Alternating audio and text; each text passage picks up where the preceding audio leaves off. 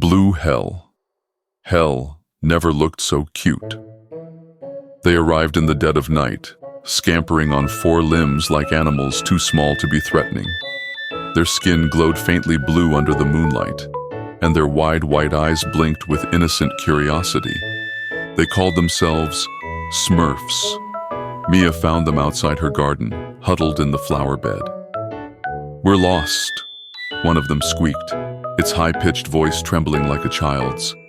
It looked up at her with those bulbous eyes, a painted smile plastered on its oversized face. She brought them in. Big mistake. By morning, one had crawled into her bed, curled against her like a cat. Its fingers were too long, its nails cracked and black. It purred while she slept, warm and oddly wet. Its voice whispered nonsense syllables in her dreams.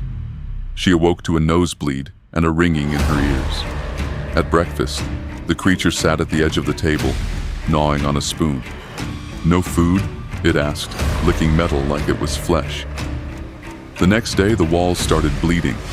Not red, thick, black ichor, dripping in slow trails like tears from the corners of her living room.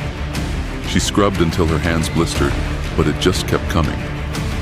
When she looked away from the mop for a second, the Smurfs were gone. When she looked back, there were four of them. They just stared, all smiling, all silent. They began naming themselves. "I'm Chompy," said one with crusted blood around its lips. "I'm Touchy," said another, crawling up her thigh with a grin too wide. "I'm Drippy," said the smallest, who left wet stains wherever it stood. "And I'm Papa," came a deep growling voice from nowhere at all. Vicky blinked. There was no fifth Smurf, but the shadows behind the couch shifted. That night she heard whispers from beneath the floorboards, scratchy, guttural syllables in a language that made her nose bleed. One of them, Drippy, sat on her chest while she slept, drooling into her mouth. She couldn't move, couldn't breathe, couldn't scream. It stared into her eyes, and somewhere in her mind, she heard the word, gluttony. She woke gasping for air. Her mouth was filled with blue fur and coppery blood. The walls were bleeding faster now. She thought about leaving the house, packing a bag, getting in the car. But when she opened the door, her driveway was gone. In its place, a twisting forest of mushroom-shaped trees growing from damp black soil that breathed. Tiny blue figures ran between them, giggling in reverse. The sky overhead was red, a bleeding wound pulsing. She shut the door. The house laughed. The Smurfs were waiting. Here were 7 of them now.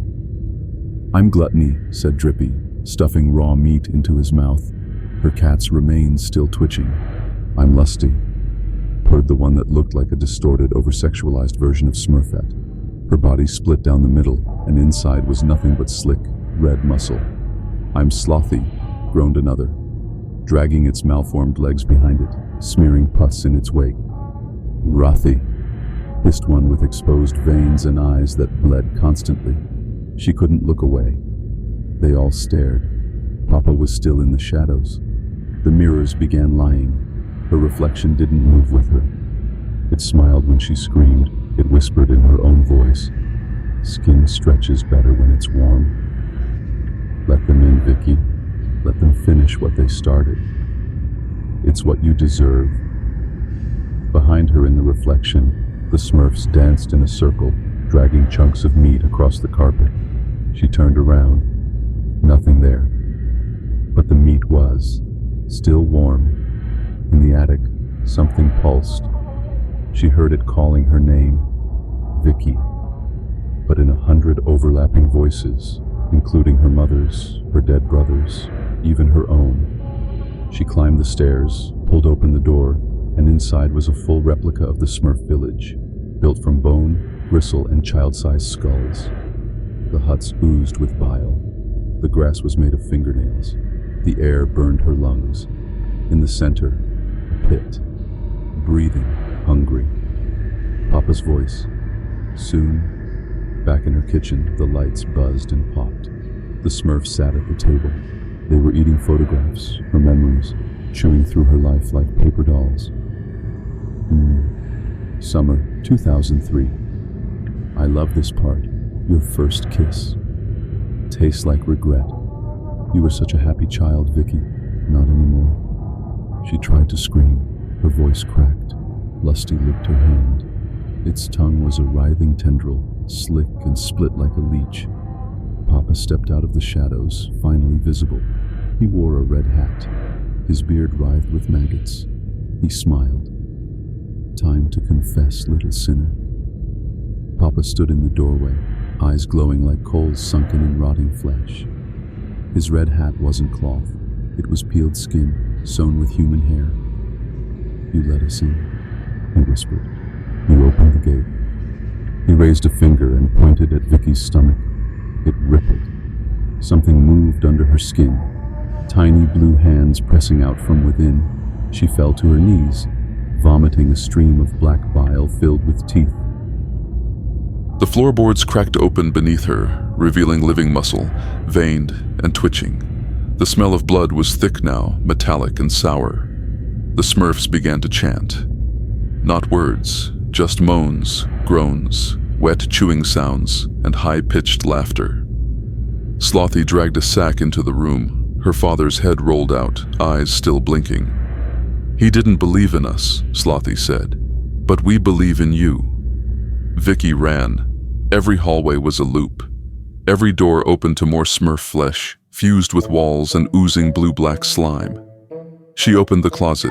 Inside, herself, hung upside down, skin flayed and face torn off. The doppelganger opened its mouth and said, "You're not Vicky anymore. You're ours." She shut the door. Her hands came back sticky. The wood pulsed beneath her palms. The Sin Smurfs gathered in a circle. Papa held a book made of stitched human faces and read from it in backward Latin. As he chanted, Mia's body began to change. Her fingers stretched. Her eyes darkened. Her smile twisted upward without her control. "You will host the 8th, Papa said. The sin forgotten by God. Obedience." Her bones cracked. Something inside her howled. She blacked out. When she awoke, she was seated at the dinner table. The Smurfs were feeding her. Bits of her own tongue, diced finely on porcelain plates. Each bite brought a memory to the surface. Her first crush, burned alive. Her mother, sobbing in the attic, dragged into the pit. Her dog, used as a vessel for Rathi's birth. Papa smiled. "Eat, my child. The final course is your soul." The walls screamed as the house collapsed inward, folding like lungs, gasping their last breath. The wallpaper peeled in strips of skin. The lights bled. The Smurfs chanted louder, their high-pitched voices now harmonizing with 1,000 wailing children. Papa opened the basement door. From below, a pulse of heat rose up, carrying the stench of fire, hair, and rot. Vicky tried to crawl away, her limbs bent in the wrong direction. "Down you go," Papa whispered. "You're overdue." They carried her like a bride, but their hands burned. Their claws dug in, and their laughter never stopped. Each step down the stairs felt like falling into a different realm, the walls flickering between bone, brick, and endless mouths. The stairs never ended. Slothy whispered, "We were born from the scraps left behind when heaven was full." Gluttony added, "We were God's first attempt at angels." They all laughed until Vicky passed out. He awoke inside the core, the Smurfs' true village. Not the cartoon version, but a grotesque parody. Mushrooms made of tumors, rivers of bile. The Smurf huts pulsed like organs, stitched with hair and cartilage. In the center, the devil's spine, rising like a twisted tower, wrapped in suffering souls. Papa bowed before it. "This is our church, and you are our Messiah of the 8th sin." Vicky screamed. Her mouth tore open to her neck. They began the ritual. Mia's skin peeled away in thin layers, each sheet placed like parchment into Papa's book. Her veins were plucked and braided into a noose around her neck. "Pain is prayer," said Rathi, flaying her fingers. "Suffering is devotion," said Lusty, cutting her eyes out with a smile. "Obedience is holiness," said Papa, placing a blue cap on her bleeding head. It fused to her skull. She couldn't take it off. She didn't want to anymore. Her transformation was almost complete. The Smurfs crowded around her, giggling and twitching. Mia was no longer Vicky. Her smile was carved into her face. Her pupils were gone. Her voice was replaced with a chorus of screams in harmony. Papa held her close, whispering in her ear, "You were always meant to join us. People think we're fiction, but sin always starts with a smile." They turned to the next mirror, the next house, and Vicky, now obedience, was ready to knock. The ground beneath the Smurf village split open like a scab tearing. A massive spiral staircase made of screaming torsos descended into pitch-black nothingness. Vicky, half-flayed and twitching, was dragged down by chains of blue limbs. Papa whispered, "You'll want to be pretty for him." They pushed her deeper into the pit. Down in the heart room, time stopped. Sound died. Vicky was alone. Then came the heartbeat, so loud it split her ears.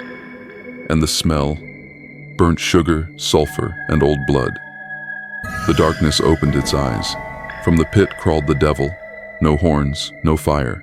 Just a towering, skinless figure, stitched from millions of smiling human faces, each one still whispering its last words. His spine was a throne. His mouth stretched ear to ear, full of tiny hands, clapping. "You look delicious, Vicky." He spoke her sins aloud, each one echoing through her bones. "You ignored your mother's screams. You laughed at your friend's suicide note. You left your dog to die." But this is only the beginning. The house isn't done screaming. And the Smurfs?